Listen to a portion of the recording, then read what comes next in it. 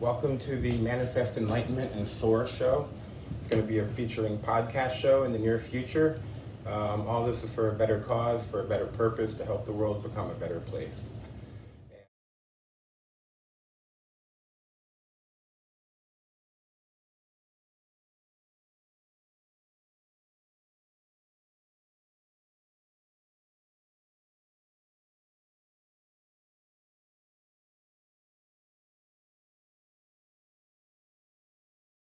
Okay, welcome to the Manifest Enlightenment and Soar Show.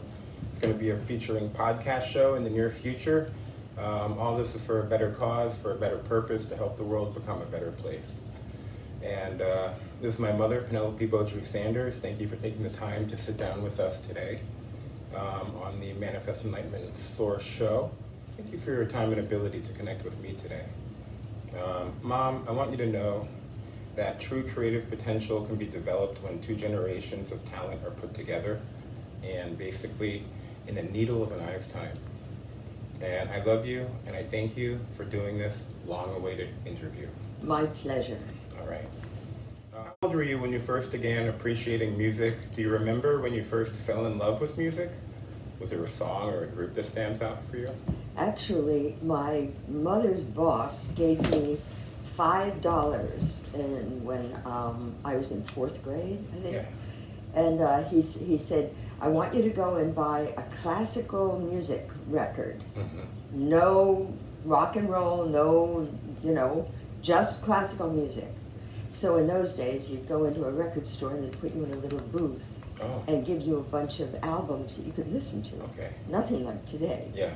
And I discovered Ferdy Groffe's his symphony for the Grand Canyon. Okay. And it was absolutely mind-blowing. Wow. It was wonderful, and it made me understand that my dad loved music, so we were always surrounded with it. Yeah. But that really did it for me. It was a wonderful, wonderful piece of music, and I fell in love with it and started pursuing it after that. Sure. Nice. So music is great. Yeah, it's a good intimate way to get to know music. In a sound booth, they don't have that this day and age as much at all. No, not at all. Question number 2. How old were you when you began singing in a music group professionally? What sparked you to sing? When did you discover that you had talent? Well, I didn't become a professional singer until I was about 25. But in high school, everybody wanted me to come to their parties, their birthday parties, because they knew I would entertain for them. Oh. So I would sing, songs from Broadway and dance and prance around, and so I became sort of known for being a show-off. Yeah, so they used to invite me, but that's how it started. I didn't realize that I had a singing voice prior to that, but. Why not? I just threw myself in the mix, and there it was. Yeah. Nice. Did someone tell you, or were you focused on your own to make yourself a professional? Well, it was just a series of incredible circumstances. I was really fortunate I was in a play. I was in Hamlet and playing Ophelia. What other plays were you in? Oh, many. That's not even... Okay. But I was at the Coconut Grove Theater, and it was with the University of Miami. Mm-hmm. So I was working with them. Yeah. And when they finished, I went off to graduate school to the University of Illinois in Champaign-Urbana. Yeah. And one day I got a call from the person who was playing Hamlet, and he said, we're putting together a rock and roll band. And would you be willing to, give up school and come back? Yeah. So I talked to my coordinator, my advisor. Yeah. And she said, this is what everybody wants who's in graduate school. Yeah. So if I were you, and I was on a full scholarship, and they said, if you want to do this, I think it's a great idea. It's a great opportunity. Yeah. Because you'll become a professional. Sure. That's awesome. That's how it happened. You earned your way to becoming a professional on-stage performer. Music and singing. theatrical. Right. Did you do off-Broadway before Broadway? Please tell me about it. When you began, what year? Well, it started with this group, this rock and roll group. Okay. So we came to New York and we were doing a play off Broadway called Sacrifice. It was a disaster. It closed opening night. Mm-hmm. But right after that, the New York Shakespeare Festival, Joe Papp's New York Shakespeare Festival, sent a little crew down to have a look at us. And they decided that they wanted 3 of us to be in this, wait, I'm getting ahead of myself. They wanted me to be in this play called Iphigenia.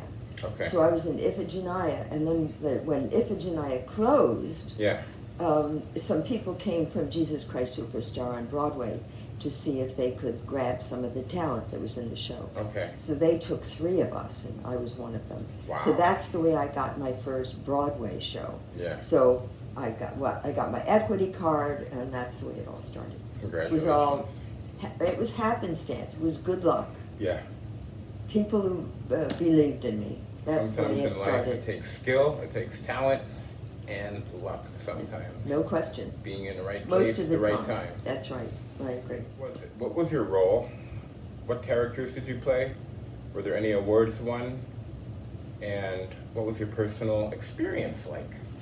Well, I did a lot, but I'll tell you about my favorite. Yeah. And that was Threepenny Opera Yeah. at Lincoln Center with Raul Julia. At Lincoln Center. And I played Lucy. Lucy. Yes, in Threepenny. And Threepenny Opera. I loved it. And then we played it, when it closed, we did it in Central Park as well. Okay. Shakespeare in the Park. Okay. So we did that. And it was wonderful. It was one of the best experiences of my life. So you had a play performance in Central Park? After Broadway. After Broadway. Right. Well, it wasn't Broadway, it was Avery Fisher. I mean, it was Lincoln Center. Okay. We were at Lincoln Center in the theater there. Yeah. Which isn't technically Broadway. Right. But right after that, we went to the Central Park. Well, it's right. Broadway merges with some other avenue right around the Lincoln No, I'm Center. talking about professionally. Okay. It's called Lincoln Center. Okay. So I was at Lincoln Center doing Threepenny Opera. Oh, nice. Nice, Mom. Nice, Mother. Mm. Do you like animals? If so, why? I love animals, and I find them incredibly empathic, and I'm very connected to them, always have been. My mom made money for our family by breeding poodles. Okay. My father was wonderful, but he didn't make a whole lot of money. Right. And my mom actually was able to put a down payment on a house. Wow. By raising poodles. So I was always raised around animals, raised around dogs. Yeah. Nice. Nice. Tell me about LCF. Lemur Conservation Foundation. Lemur Conservation Foundation. That's my abiding passion. Okay. Nice. I was working. Congratulations. Thank you. I was working at the American Museum of Natural History for almost 20 years. Yeah. And I had a friend there who has a lemur named after him, Dr. Ian Tattersall. Okay, Ian. So he and I were friends, and I was sent, one of my greatest jobs ever was having to travel around the world for the American Museum of Natural History. That. I was in charge of hiring lecturers to go out on trips. Mm-hmm. So they would also send me for like an inspection trip. And they sent me over after I finished a safari in Tanzania. Mm-hmm. My boss asked me if I would jump over to Madagascar, mm-hmm. because we were going to do a big trip around the world, and one of our stops was going to be Madagascar. Okay. So she asked if I'd please look at, road conditions and guides and buses and all that sort of thing, the planes. And it was there that I discovered lemurs for the first time. Something pivotal happened in Madagascar, huh? It was incredible. I woke up and there was this little lemur sitting in the window looking at me in one of the places that I was staying. It sort of blew me away. Yeah. And I was scared at first. Yeah. Because I'd been almost attacked by a troop of baboons in Uganda. Right. So I was very nervous around the primates Sure. after that. And this little creature just was curious. He just looked at me and I looked at him. And then I came home and had lunch with my friend Ian Tattersall. And he was telling him how wonderful it was to be in Madagascar and to see these lemurs for the first time. Yeah, it was thrilling and blah, blah. And he said, well, you know, they're on the verge of extinction. Oh. So I had no idea that was the case.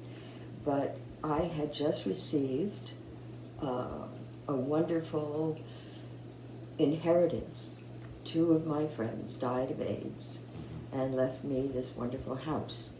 So I didn't make a lot of money on it. It was about $110,000, but I divided it 1/3 for you, 1/3 for Mackie and me in the household, and 1/3 for my passion. So with $35,000, I started the Lemur Reserve. Wow, nice. Now we have assets of, my God, 8 million. From 35,000 to 8 million. Congratulations. Well done, Mother. What was your experience like of Soho, Lower Manhattan, New York City like? I loved it. Yeah. I loved Soho. I loved our lives there. You know, it was, that's where you were, that's where I brought you. Right. When you were first born. Yes. And, adopted from South Korea. That's right. We picked you up from the airport. Yeah. And we brought you home that night. It was a freezing night, and you only were wearing a diaper. They didn't even have a jacket or anything for you. So I remember wrapping you up in a blanket and holding you in the front seat, and you just staring out and looking at all the lights that were passing. Sure. And then you became our son. Yeah. Richard and Penelope's son. Pretty interesting. Who are the most famous celebrities that you ever ran into in Manhattan district or New York City area? Please tell funny stories. I don't know if it's a funny story, but I mean, obviously Blair Brown is still one of my best friends. After 50 years, we still talk every Sunday. Can you tell the Pacino, Liam Neeson story? Or the Robert De Niro? Oh, you mean just coming into? I was in a restaurant. I was going to take a couple of my board members. Where was that restaurant? Like Midtown, like 70 No, something it wasn't. Street? It was on the Upper West Side. Upper West Side. Yeah. Okay. And I wanted to arrive early so I could give my credit card to the concierge, so that there wouldn't be any quibbling, because I was meeting one of my board members and her partner. Okay. So I wanted that clean. Right. So as I walked in, they said, all right, they took my credit card, and then there was hardly anyone in the restaurant. There was only one table, 2 other tables. And they'd sat me at one of the 2 tables that were taken. I thought that was sort of strange. But at that table was Liam Neeson. Liam Neeson at that table. He's my favorite actor. One of my favorite actors. He was great. And he was speaking with a woman.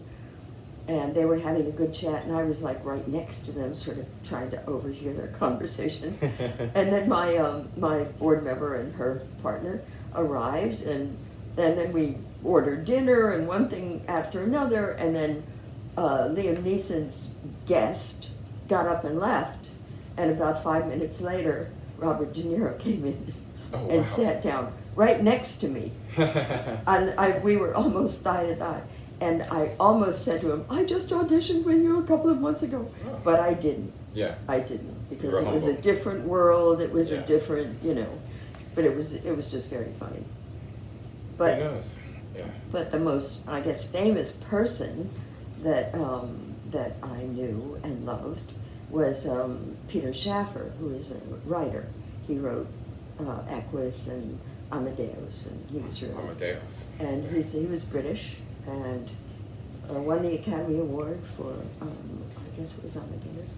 Anyway, I only mentioned him because he and his partner, after your dad and I divorced, he and his partner wanted the 2 of us to live with them.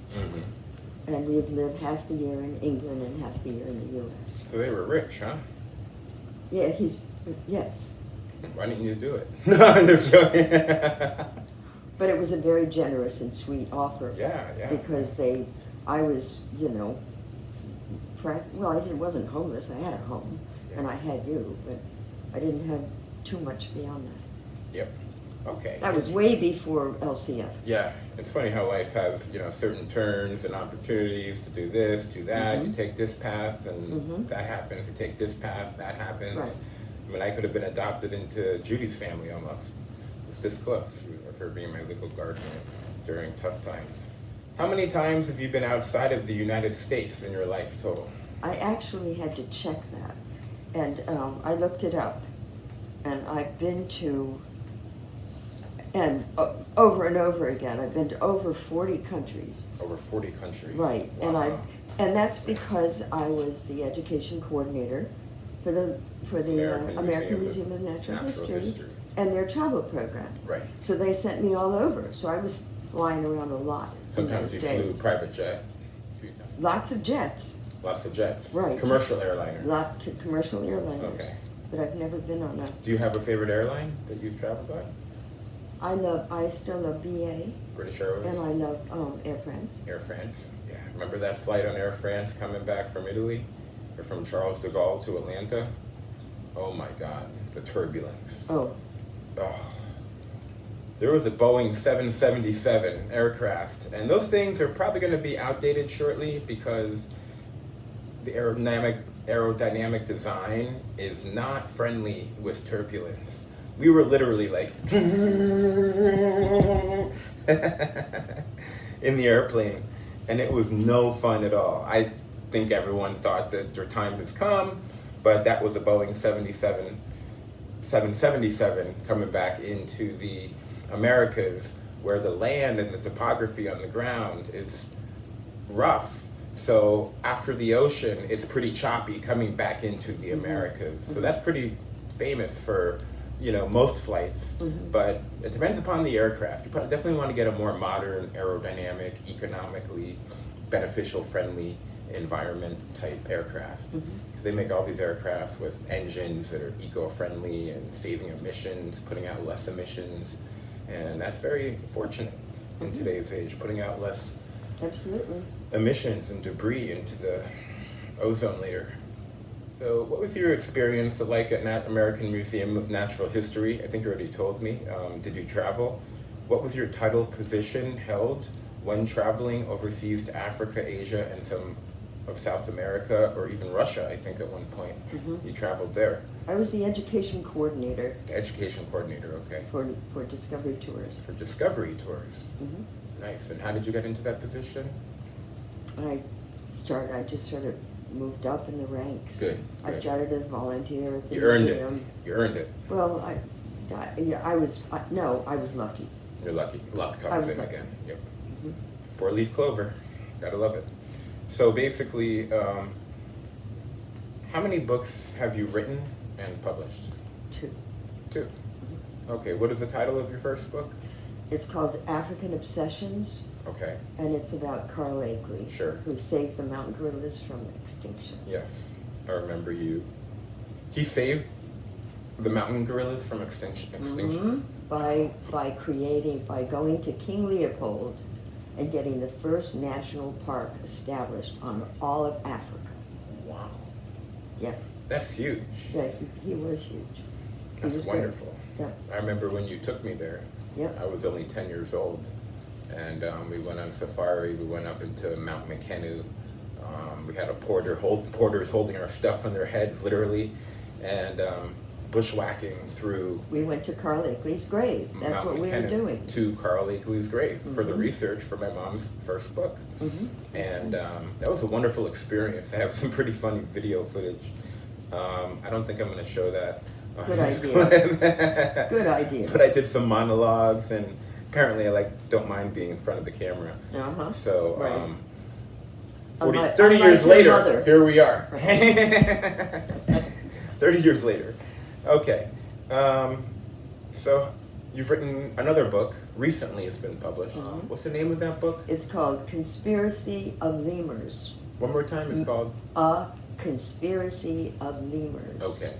Conspiracy of Lemurs. Go buy it. Go look in your bookstores and buy it. Making a conservation dream reality. Making a conservation dream reality. Nice. And I'm in that book. My mom told me about 5 times. And so that's pretty interesting. What was your inspiration to the story early on at Lemur Conservation Foundation? At LCF, it began in 2001, or I'm not sure what year it opened, because I remember you were down there with me and we were looking at literally an acre with intent and a bull. There was a bull there, this big bull on the property. Thank God no alligators. But nevertheless, it was just marshland and an acre, and that's how it started. No, no, we're not on the marshland. What was no, we marshland had first? There was some rivers running through it. Well, we bought streams. We bought 10 acres to begin with. We added, 20 acres to begin with. Okay. 10 for the Lemur Reserve and 10 for us. Yeah. And then we added 20 almost immediately, and now we're up to 130 acres. Nice, nice. And we just very slowly and thoughtfully built the Lemur Reserve. Yeah. Well done, and all the successes on your project and your nonprofit organization. I'm going to be opening up a nonprofit organization in the near future. Doing what? I'll talk about it later, and I don't want to disclose that right now. Okay. But it's going to be about helping the world, helping the people, just being there for the people. Because in times like this, people need help. And my nonprofit organization is going to be more or less about helping people who want to help themselves, helping people who don't have opportunities to help themselves, to have a place to help themselves. And whether it's Park Bench or Park Avenue, Park Bench or Park Avenue, it doesn't matter. Everyone will be welcome into my nonprofit organization for a better cause, for a better future, for mankind. And so that's one of the projects I'm working on, as well as a single coming out. I was doing work on it last night, actually. And the single, I was working into a few songs. It's going to be a lot of songs. So the single won't be a single before 23 is over. It's going to be an album. So I'm looking forward to that. I'm getting into the recording studio probably next week or the last week in October. Do you have a statement for LCF today for people who are interested in joining or donating? Well, lemurs are incredibly endangered. 1/3 of them are critically endangered. And Madagascar is losing so much land and so much ground. Yeah. Through deforestation, through fire. There's a lot of burning that goes on. Is Eric helping with that?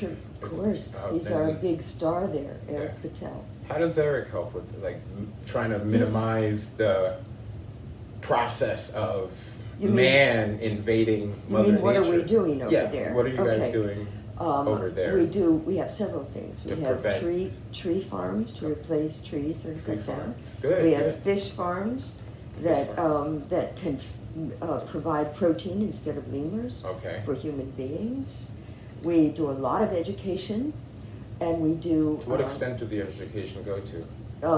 All these young people who come from schools all around and villages all around. We educate them. We teach them all about lemurs. Okay. We have 4 full-time employees in Madagascar.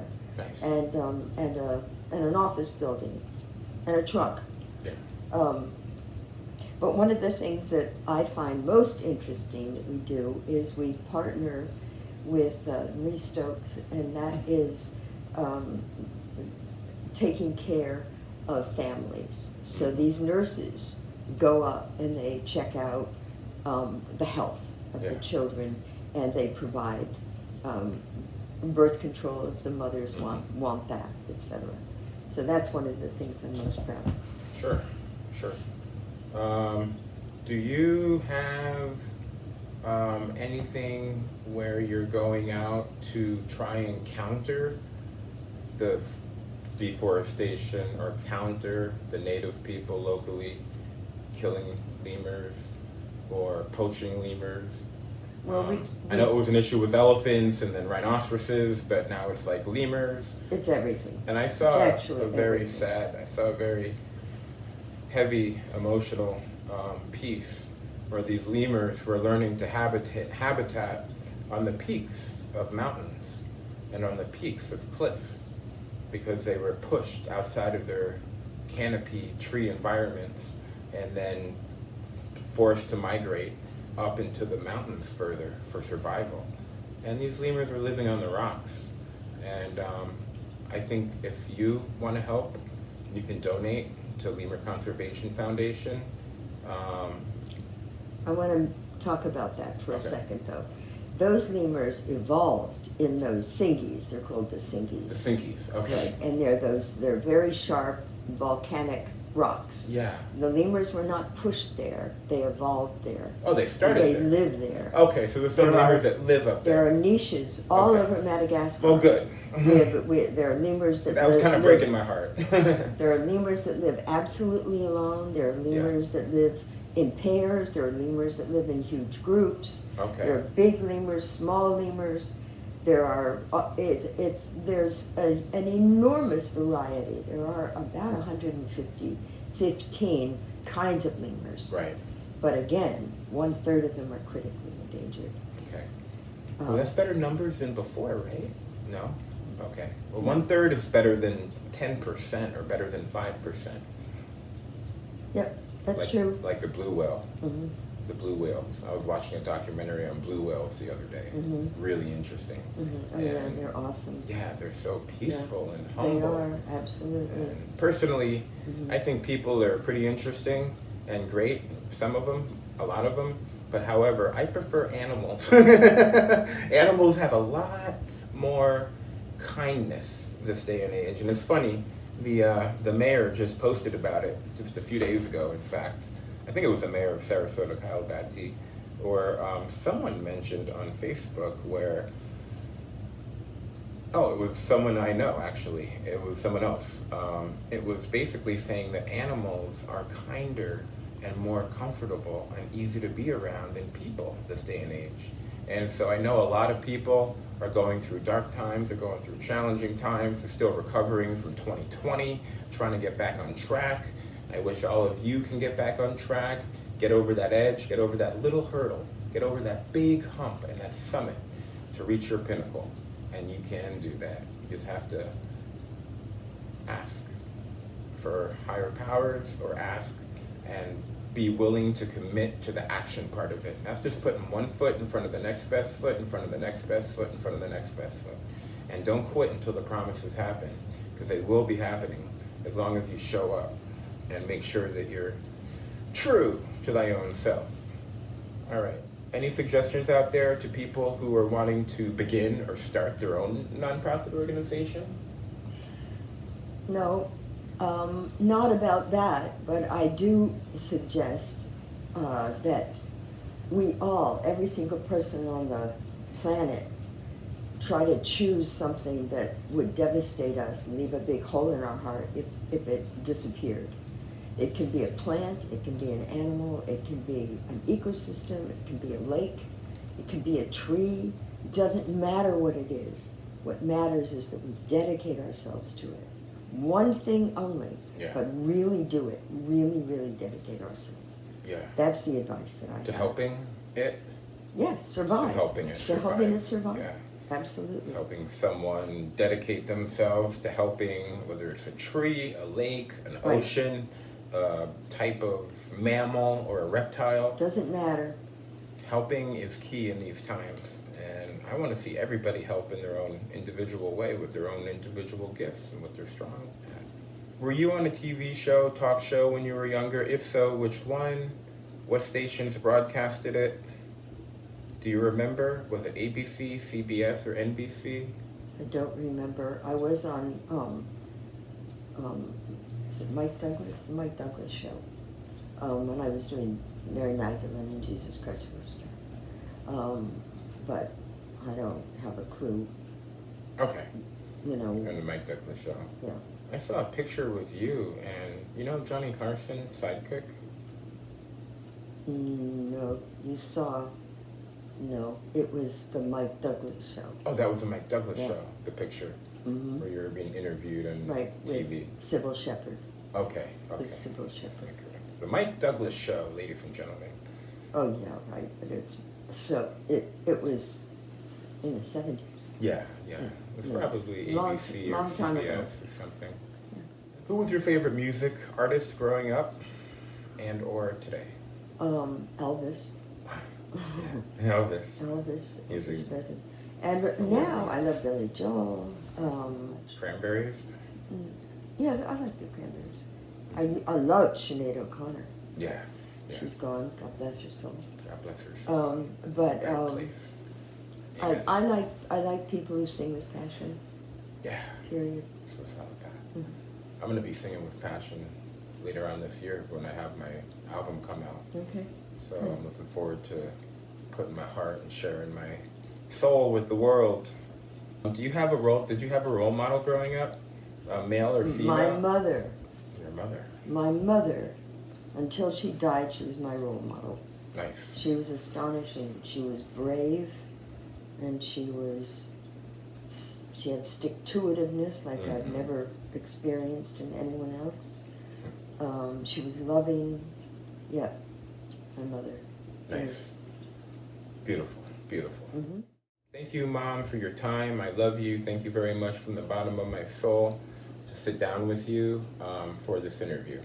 Thank you, son. I'm very proud of everything you're doing. Thank you. It's a process. I know it is. So Keep ultimately, I have a few more questions on the different subject of Okay. peace. What do you think of peace and the challenges that we all face, today's challenging times for a lot of people, for groups of people, for businesses? What do you think the world is like today, and can we grow eventually? I think, until we're gone, until we're extinct, there's possibility for change. Right. I think that the world is an incredible mess right now, with the wars going on, and people are poverty-stricken and becoming not only homeless, but there's a lot of despair. There's a lot of, and I think that what we have to do is every single day. I've already said, if you can choose one thing, that would be great to really concentrate on. But in addition to that, if we could just all wake up every day and just try desperately to acknowledge each other, listen to each other, love each other, right, take care of each other. Right. It doesn't matter who it is. Everybody. We all. It sounds so Pollyanna, but I do believe that is what can save us. Yeah. Is if we really try to be altruistic and think about what other people are going through, and not just judge them. We judge them all the time, and it's, if we could get rid of that, right, that knee-jerk reaction, and just try to listen and try to accept and try to love. That doesn't mean we have to agree, right, but we owe everyone on the planet the courtesy of listening and trying to understand who they are, where they come from, and to try to love them. And loving simply means to want to see everyone flourish. Sure. Yeah. Agreed. Be as good as they possibly can be. Mayor Gene Brown, Commissioner of the City of Sarasota, Manatee County, he was saying that, you don't have to agree necessarily, but you have to be willing to work together. And, if there's hope, there's a possibility to where different parties can actually work together for a bigger purpose, overlooking, the judgments or overlooking the small things or the differences. So that's where I'm going. I hope to see people, all work together, and I agree with you. It's funny how aligned we are on that topic, because I feel that everyone should have peace. I feel everybody should have peace in their heart. I feel everybody should have peace as a group. I feel everybody should have peace as a family. I feel everyone in businesses should have peace. I feel like all darkness should be eliminated off the planet. And in time, I feel like that'll really benefit humankind. But there's a lot of things going on, and I'm coming out with a video, how to help and protect yourself in these trying times. Or a lot of people are getting spiritual attacks, they're getting, just overwhelmed, they're anxious, they're in fear. So all these things negating and that aren't of peace are happening. And I would love to see peace begin to commence and begin to take over now. Do you think peace is possible somehow? Small scale? I do. Large scale? I do. The Beatles did too. Yeah. Give peace a chance. So did Bob Marley. And yes, I do. But it's got to start with one-on-one. It's not going to start with, I want to be peaceful in the world. Those are high-flown, wonderful ideas, but they don't work. It's day to day, and it's work. Yeah. Day to day, it's encountering every single person. Yeah, showing love. Like, for example, I was at Wawa the other day, and there was 2 officers there, and one of them was in a SWAT uniform. When I got closer to him, before I talked to him, I realized it was a SWAT officer. And then there was another guy outside walking to the truck, but there was a Sarasota City police truck out there. And then I was ordering my order, but I turned around and I said, "Hello, officer, how are you?" And just that effort of communication between the police and the streets. Not that I'm from the streets, but depending upon the vision or the perception of others. I wasn't exactly dressed in my suit and hat of light today. I think I was wearing basketball shorts and like a tank top or something, but it was the principle of the message to communicate and open that line of communication with the streets and with the police. And I'll tell you this right now, my songs are going to be about it, the police and the streets and finding peace. And so ultimately, my next question to you is, do you encourage people to have quiet time, mantras, meditations, or prayer in their lifetime? If so, why? Do you think it's beneficial? Well, I do it every day. I know. It centers my day. It starts my day right. I spend a good hour meditating and doing spiritual reading. And I also do the daily Stoic, which is, I don't know if it's Buddhism is Stoicism on steroids or the opposite, but they're certainly very similar, and so I do that every day for at least an hour, sometimes an hour and a half, and then in the afternoon I go in my chapel and top it up just for a few minutes, just to sort of check in. Nice. I think that's important. I spend sometimes recently 10 minutes, an hour, 2 hours, 3 hours even recently in meditation and in prayer, trying to heal Yourself. Yeah, myself, a situation. If there's others outside influencing people, I pray for them to have peace, for them to find light, and for them to find, direct them to God. Because that's ultimately where the peace, for many, not everybody, comes from. And I'm not saying that there has to be God or there has to be Jesus. There's a lot of atheists, and I'm not saying that any one person needs to be a Christian or be a certain type of religion. That's right, exactly. But just be spiritual and find healing through spirituality, because there's so much healing through spirituality. Especially with, the 12-step programs that I've learned about. And, I've stopped drinking 12 years ago, basically, January 4th of 2024. So there's been a lot of tools that I've learned, that I have in my toolbox here, that I can rely on to allow to bring me peace, to bring me a comfort, to bring me a calm throughout a storm, to bring me to a sense of relaxation when most people are stressing and would be stressing. So for example, I moved, and through my move, I was just not stressed throughout the whole move. I just totally said, let me let the guys do the stuff, let me pay them, and disassociate myself emotionally and mentally from the move. And I did that entirely, moving out of Las Palmas condominiums. And when I got here, there was a little bit of a delay, and then reality sunk in for a few days, and I was overwhelmed quite a bit. But it's all taken care of. My point to you guys and everybody is to just don't worry. Just don't worry. Stop worrying. Stop anxiety. Stop depression. Just, there's ways outside of that, you know, and it's through spirituality and asking higher power for strength and asking for peace. Just simply asking for peace. It comes. Do you think people can learn like Lemur Blue or Bruce Wayne, Batman? Like, for instance, why do we fall down? So we can learn to pick ourselves back up. That's key. Thank you for discussing your exciting career with me, and thank you for discussing what you discussed with me. I love you. I love you.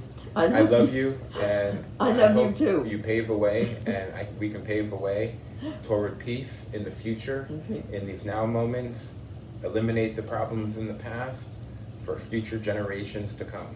Okay. I love you, Mom. God bless you, and may peace be with you. Thank you. Peace be with you too. Thank you. Okay.